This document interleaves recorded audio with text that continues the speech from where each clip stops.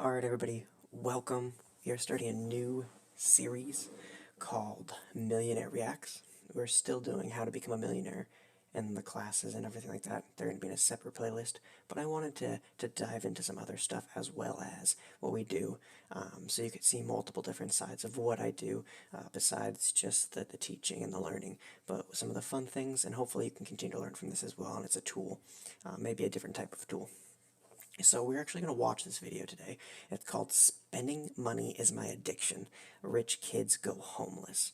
So I really want to have some good takeaways of like what to do, what not to do, and then just my general reaction. I have not seen this before, so I don't know what's actually going to happen. So let's watch it together.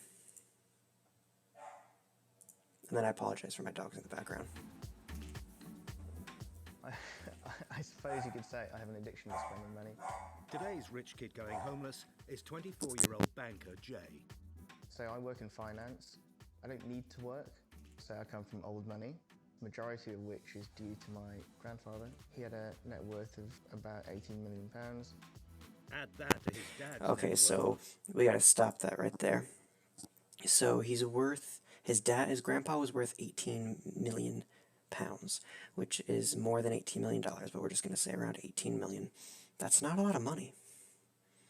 Only 18 million, and I'm sure he worked really hard for that. And to have this spoiled brat just apparently go homeless by this is not a good start. So he's spending money that's not even his, and I don't like that, but let's keep going. £4 million. I am a premier customer of the National Bank of Dad, and 99% of requests are approved. Heir to the family. So it's daddy's money is what he's spending. He's not even spending his own money, which is, I guess, speaks a lot, because for him to get to this level of success, it'd be a lot of work, and he has not done that. But let's keep going. This is going to make me cringe. I already know. Family fortune. Jay has no qualms splashing That's an expensive Beamer. Oof. Okay. dad's cash. I spend my money on cars. It makes you feel special. People look at you. People have a predetermined idea of who you are. They have a different level of respect. Anyone that says that money can't buy happiness. So he's definitely using this as like, oh, look at me, I've got money, and I don't like that. I don't like that he's using daddy's money, and he's claiming that he has money, when in reality he does not have money. It's his dad's money. And I'm surprised his dad's even giving into this, right? Like, if I went like that to my parents, they'd, oh, no. Okay, let's keep going. I'm gonna have to walk away. Happiness doesn't know what they're talking about. Essentially, I believe that's because they don't know That's a $40,000 watch, at least. Okay. where to shop. Raised on the Isle of Man, but growing up abroad, privately educated Jay has always loved pricey clobber. This one costs. My goodness. Clearly he was privately educated, but he was not financially educated. Like, these are all liabilities. He's got so many liabilities, but no assets, and his only asset is his dad's money. Oh, this is just bad. Alright. About £280. Had a few of Gucci these. hat. This one was just shy of 1,000. Image is very important to me. The way that you're represented is very important. Did y'all just see that? Let's go back. Let's go back for a minute. Alright, right here. Had a few of these. This one was just shy of 1,000. Image is very important to me. The way. Right there. Right there. He's smoking a cigarette. He's worried about his image, but he's not even taking care of his body. Oh, I gotta take the hat off. This is too serious.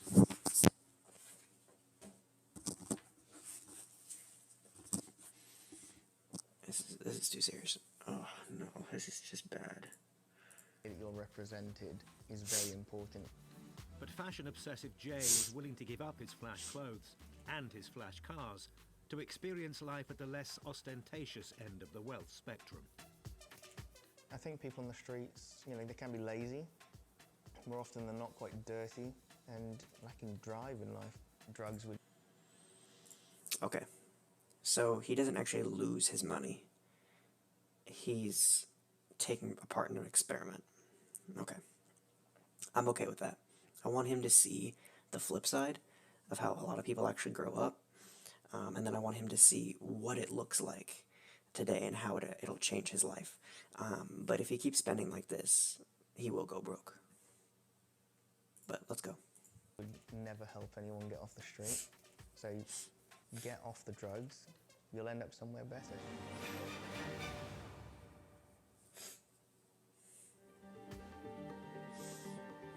Right, man. Nice to I'm meet you. nice. I'm Reese, man. You? Jay, nice to meet you. Sweet, man. What are you saying, man? You cool, yeah? He's supposed to be homeless, but he has a huge thing of water. Okay. Where you He's from? prepared. So, well, I'm based in Cambridge at the minute. Well, I'm not actually from Cambridge, but I work in Yeah? Cambridge. How old are you? 24. How old are you? 24. I'm 20 still. You're 20. Yeah, man. So what's it like being homeless then? So a hard one, you know. It's tricky because the problem is it's not just to live in the life in the streets. It's also when you see people looking at you like you're some piece of dirt on the floor, you know, like they're gonna wipe off your shoe. It's exactly the kind of impression I've been trying to get attention from people all day today. I could not walk past someone and ignore them to their face. That's the utmost rudeness. It's I was horrible. thinking, like, even if you didn't want to help me, could you at least just look at me or say You know what I mean? something? It's horrible, isn't it? Yeah, that's good. I mean, I feel like everybody's just kind of like doing their thing and they forget about, the less fortunate. But I feel like we should do more of a thing of like, what can we get them to be back on track? Not necessarily give them money, but can we give them the tools to succeed? That'd be huge. You know, the parable, teach a man how to fish as opposed to just give him the food. All right, let's keep going. Well, what, do you want to come over and have a look then, see what it's like over here with me then? Yeah, sure. Yeah? That'd be great. All right. Thank you. I'm betting you he has maybe a tent and a sleeping bag. Seems like a cool guy. Actually, he seems really chill.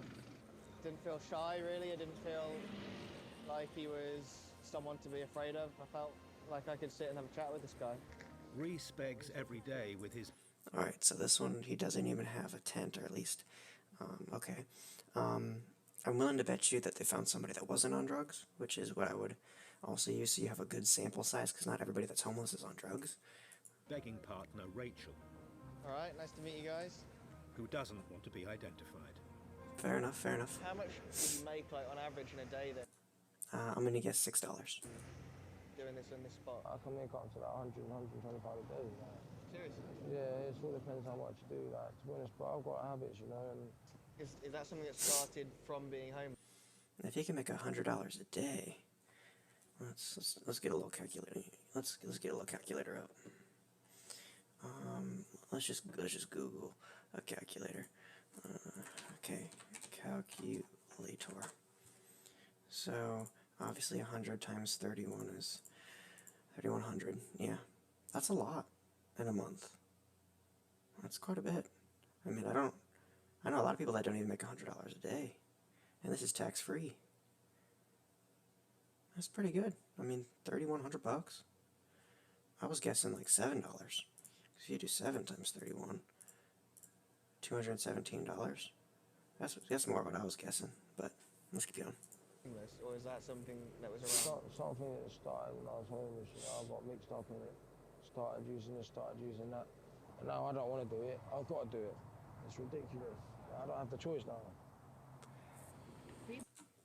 Okay. So he does do drugs. He's addicted, like habitually addicted. He needs this. And if he was getting $100 a day, $3,100 is a lot, but not if your drugs are very expensive, right? Like $60. I guess this explains quite a bit. That's rough. Okay. People don't believe it, but it is actually an illness. It's so easy, but you do that once, and then 3 days into it, now you're getting the physical withdrawal symptoms, because now you've got to have it. I hate it, bro. Is it a proper struggle then, trying to get clean? Is it as simple as, can you just sort of say, like, that's it, end of, cut off? Is it not really work like that? The first day, you start throwing up, you start having diarrhea, bad stomach. The second day is 10 times worse. You literally, you're throwing up nothing, but you're dry heaving all the time. Some friends that I know have like told me about their withdrawal symptoms and everything, but you have to like push through, and it gets better, but it's almost painful, like something that won't depending on let how you long you've stop actually in a way, used. but it doesn't want to let you stop. You can't stop.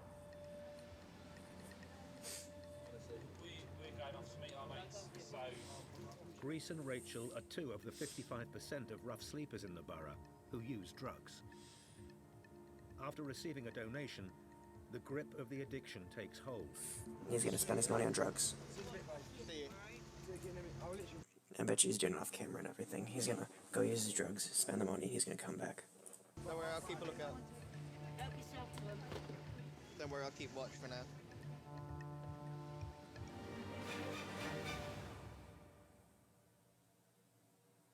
After an hour on his own, Thank you very much. Thank you. Reese returns and decides to open up to Jay about his upbringing and why he's on the streets. I'm betting you a single parent situation, and then people got him in like the wrong stuff. His friend group associated with him. I could not remember up in any different way. You know? I got sexually assaulted in my sleep, you know? And the fact that I trusted him, the fact that I'd actually built the trust up to the person, and the fact that I couldn't feel like I could trust people, I can't believe that happened to me, you know? I can't believe it fully happened, like, it was just nuts. But what did you do about it after it happened? Did you tell anyone? Did you make any, like... What am I gonna do? I don't know, something. Who am I gonna tell? What's gonna happen out of that? I'm scared and to not even know what to do. I'm 17, 18 years old, mate. It's disgusting, man. Like, I couldn't take it, man. I couldn't take it anymore. I got out of there. Does it live with you like on a daily basis? Do you still think about Every it? single day of my life, mate, I can't sleep. I can't sleep until daylight. Tonight I'm gonna go out and just walk around and walk around and walk around and walk around and walk around because I can't sleep. So I'm scared to sleep. They think I'm just a crackhead, bro. They don't understand me, bro. I don't want to do these drugs, yeah? The drugs make me feel worse about myself. But at the end of the day, I do it. I mean, that's real though. Like, it's an addiction that he needs, and he feels incomplete without it. So then he searches for the next high, but then he feels like shit because he caved in to himself. But he needs it so he doesn't feel sick. That's rough. That's really rough. This guy's story is actually pretty good, pretty in depth, and I hope that our guy actually learns from him, and he gets the help he needs. Because I hate the fact that I have to spend these people's money on drugs, but I can't stand it. It's horrible, bro. Yeah, it's other people's money. And no one understands. No one understands nothing.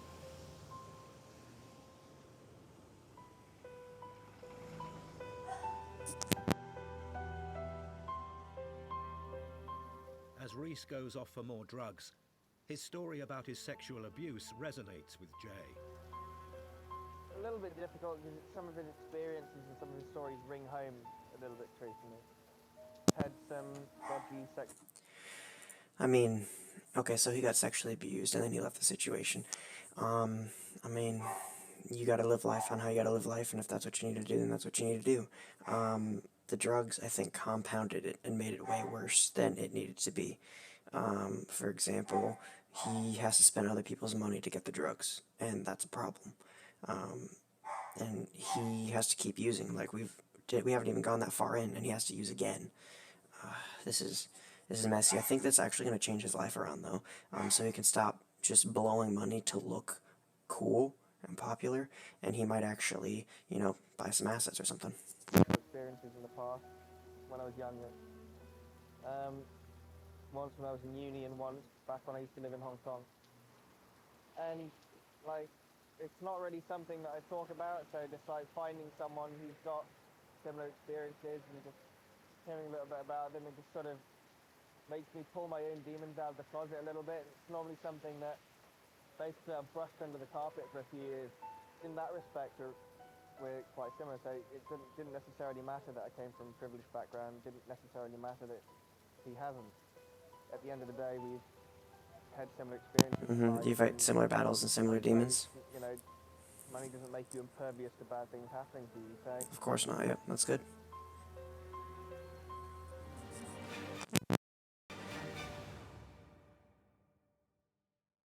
So what did your family do then for a living? So basically, like my parents are divorced. Alright, this is going to be juicy. My mum's a nurse, but my dad is the chief operating officer for a private aircraft management company.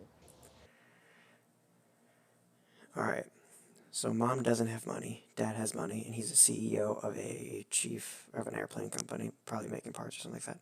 Yeah, that's money. Can we get about 6 grand? I promise to God we will not spend it on drugs. Last month, I went on holiday and I spent 7 grand on that holiday. So No. You cannot give them money. Because even if they promise you and they don't want to spend it, they're going to spend it on drugs. And I mean, here's a prime example of like the people are giving them all this money, and what's the first thing they're buying? Drugs. But they have that need, that itch. The expensive thing I've ever had in my whole life is an ounce of weed. if you think about it, spending is almost as much my vice as heroin is Reese's. I love buying stuff that I don't need. I love spending money. I love going out. I love treating myself. It's an addiction and a different. I also love treating myself if I'm allowed to be treated. Like I'll go to McDonald's and I'll get a couple, McDoubles as a treat. Like it's not a lot of money, but it's still like something that I feel is a treat. But you have to earn it. It has to be worth it. Let's keep going. Different way. If you know you've got it and you see something you like, you kind of want it. I don't need it at all. I don't need to buy a lot of this stuff, but I buy it because I want to. He's addicted to spending because of the way they make him feel. Maybe I should be less reliant on the National Bank of Dad. Maybe I should. So the other guy's drug is like actual drugs, and his drugs are spending money. That's his addiction. Be a touch more content. Having spent the entire day at the same spot with Reese and Rachel, it's finally time to bed down, but not before one last hit of drugs. As it's the early hours of the morning, the drug taking can be less discreet, so Jay's about to witness the unknown. This is new territory for me. When you burn it, it's really strong. It smells like urine to me. It smells really vinegary. It's really strong. It's like right up your nostrils. This is not great. When you take that first steam ever in your life, yeah, you're just chasing the buzz. That's what happens your whole life, trying to get that same high again. Even though you know where it ends up. Trying to get that same high. He's just trying to spend his money. That's his high. This drug is his high.